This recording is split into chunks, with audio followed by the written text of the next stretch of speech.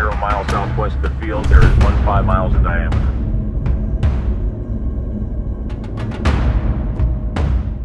মাত্র একটি পারমাণবিক বোমা চোখের পলকে কেড়ে নিতে পারে লাখ লাখ তাজা প্রাণ, বিষাক্ত করে তুলতে পারে শত শত কিলোমিটার এলাকাও। শুধু কাগজে কলমে না, বাস্তবে প্রমাণ পাওয়া গেছে পারমাণবিক অস্ত্রের ভয়াবহতার। প্রযুক্তির উন্নতির সাথে আরো বেশি শক্তিশালী হয়েছে এসব নিউক্লিয়ার বোমা। এদিকে সমরবিদদের দাবি, আমেরিকার সাথে রাশিয়ার চলমান কোল্ড ওয়ার যে কোনো মুহূর্তে রূপ নিতে পারে পরমাণু যুদ্ধে। তবে এর চেয়ে বড় প্রশ্ন হচ্ছে, সত্যি যদি পারমাণবিক যুদ্ধ হয় তাহলে এর পরিণতি কি হবে? একদিকে রাশিয়া ইউক্রেন, অন্যদিকে ইসরায়েল ফিলিস্তিন, থেমে নেই দুই কোরিয়ার দ্বন্দ্ব। এদিকে চীনও চোখ দিয়ে রেখেছে তাইওয়ানের দিকে, যেই তাইওয়ান আবার পশ্চিমাদের মদতপুষ্ট। এক কথায় অস্থির হয়ে আছে গোটা মধ্যপ্রাচ্য থেকে শুরু করে এশিয়ার একাধিক দেশ। আর এই অস্থিরতার পেছনে কলকাঠি নাড়ছে আমেরিকা। আরো সহজে বললে, আমেরিকার সাথে যে কোনো মুহূর্তে সরাসরি যুদ্ধে নেমে যেতে পারে দুই পরাশক্তি, রাশিয়া কিংবা চীন। আর এই যুদ্ধ কোনো খেলনা বন্দুক দিয়ে নয়, পৃথিবীর ইতিহাসে এটিই হবে সবচেয়ে বড় যুদ্ধ, যে যুদ্ধে প্রধান হাতিয়ার হবে পারমাণবিক বোমা। আজ থেকে 8 দশক আগে জাপানের হিরোশিমা শহরের উপর ফেলা হয়েছিল লিটল বয় নামে নিউক্লিয়ার বোমা। নামে লিটল বয় হলেও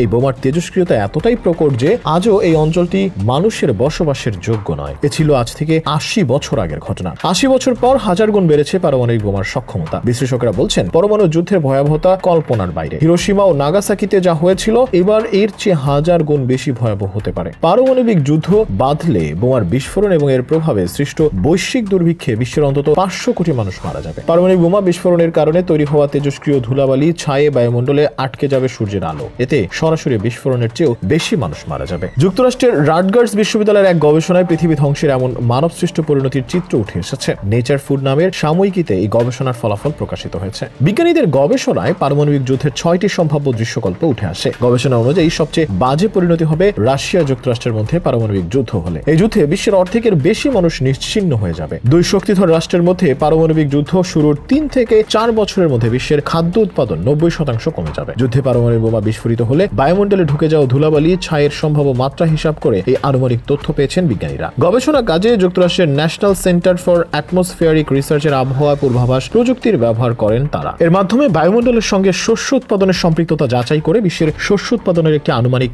চিত্র দাঁড় করান বিজ্ঞানীরা। তারা জানান, অপেক্ষাকৃত ছোট মাত্রার কোনো পারমাণবিক যুদ্ধ বৈশ্বিক খাদ্য উৎপাদনের ধ্বংসাত্মক পরিণতির জন্য যথেষ্ট। কেবল ভারত পাকিস্তানের মধ্যে পারমাণবিক যুদ্ধ হলে 5 বছরের মধ্যে বিশ্বের খাদ্য উৎপাদন 7% নেমে যাবে। এদিকে আমেরিকার দাবি, চীন গত 1 বছরে পরমাণু অস্ত্র ভান্ডার উল্লেখযোগ্য হারে বাড়িয়েছে। মার্কিন প্রতিরক্ষা দপ্তর পেন্টাগনের বার্ষিক প্রতিবেদনে বলা হয়, বেইজিং এর কাছে 500 ওয়ারহেড আছে। 2030 সালের মধ্যে এই অস্ত্রাগার দ্বিগুণ করে 1000 ওয়ারহেড করার পরিকল্পনা দেশটির। আমেরিকা আরো দাবি করেছে, চীনের অস্ত্র ভান্ডার যেভাবে বৃদ্ধি পেয়েছে তা আগের অনুমানকে ছাড়িয়ে গেছে। তবে বেইজিং এর মজুদ থাকা অস্ত্র এখনো রাশিয়া এবং আমেরিকার তুলনায় কম। তাছাড়া চীন নো ফার্স্ট স্ট্রাইক অর্থাৎ আগে হামলা না করার নীতিতে প্রতিশ্রুতিবদ্ধ রয়েছে। স্টকহোম ইন্টারন্যাশনাল পিস রিসার্চ ইনস্টিটিউটের তথ্য অনুসারে রাশিয়ার কাছে প্রায় 5889টি ওয়ারহেড পারমাণবিক অস্ত্রাগার রয়েছে, আর আমেরিকার আছে 5244টি। এর আগে 2011 সালে মার্কিন প্রতিরক্ষা বিভাগ অনুমান করেছিল চীনের আছে প্রায় 400 পারমাণবিক ওয়ারহেড। পেন্টাগনের প্রতিবেদনে আরো বলা হয়, বেইজিং 2022 সালে অন্তত 3টি নতুন ক্লাস্টার মিসাইল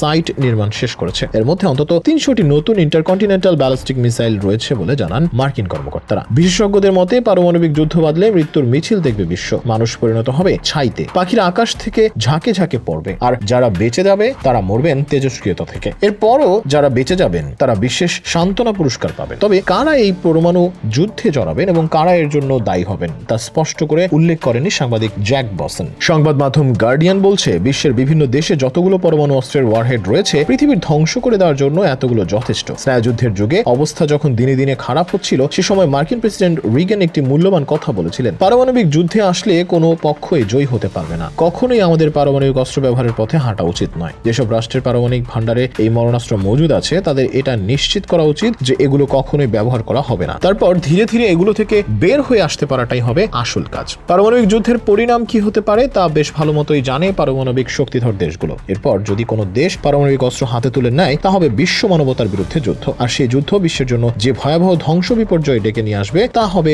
মানবতার বিরুদ্ধে হানাহানি সংঘাতের চূড়ান্ত রূপ। এখন প্রশ্ন হলো, পারমাণবিক যুদ্ধের ঝুঁকি কিভাবে এড়ানো যায়? এই প্রশ্নের সহজ উত্তর হলো, ঝুঁকি তখনই শূন্যের কোঠায় নামবে যখন পৃথিবী থেকে সব পারমাণবিক অস্ত্র সরিয়ে ফেলা হবে। আমি মনে করি মানবতাকে বাঁচিয়ে রাখার প্রশ্নে আমাদের এই কাজই করা উচিত। যদিও এটা রাতারাতি ঘটবে না, তবে যত দ্রুত সম্ভব শুরু করতে হবে।